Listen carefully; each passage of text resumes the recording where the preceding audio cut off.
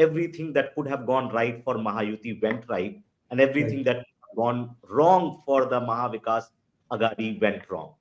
So let's sort of like start thinking about some of those factors.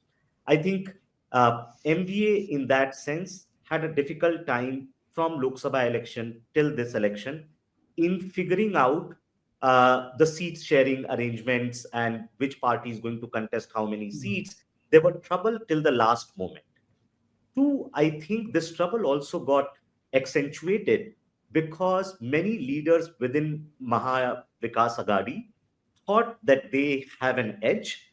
And so they were also playing a game ahead, which is in case Maha Agadi wins, who's going to become the CM? There's no denial that Mahayuti had greater advantage at incumbent in terms of like announcing welfare schemes and making sure that the benefits of those welfare schemes reaches to people.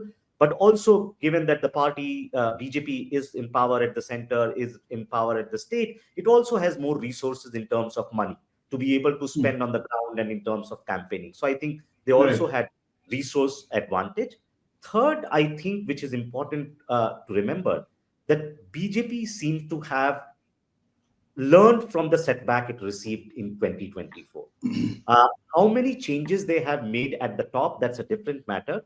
But I think they have realized that perhaps getting ahead of the voters, being sort of like, arrogant in terms of how many seats they are going to win and getting Abki complacent baar 400 par. might have hurt them.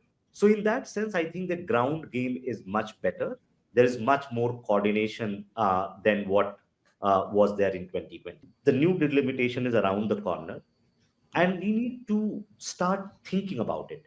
The problem is when we start these debates, we start is either or kind of thing, right? Exactly. So we have FPTP.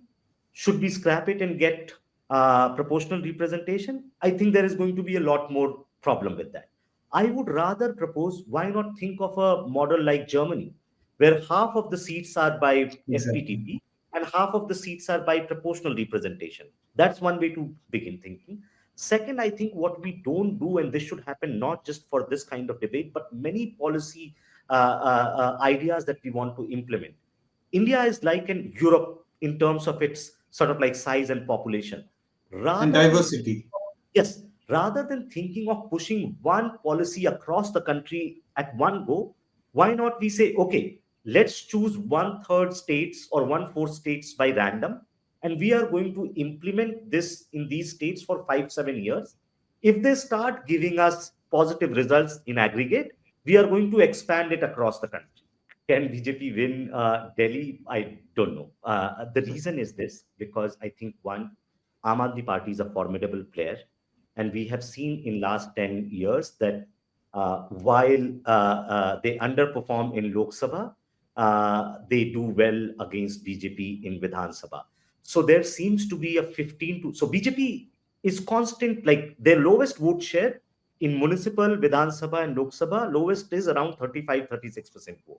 That's right. And so I think BJP has this solid base of 35% vote, which jumps around 50% in Lok Sabha.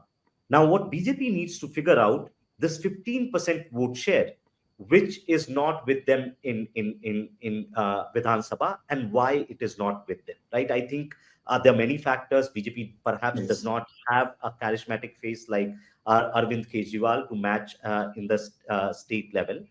I think the second thing is that Aam Aadmi Party has a very solid base in terms of like bottom half of the socio-economic pyramid, and BJP needs to figure out a way to win these voters.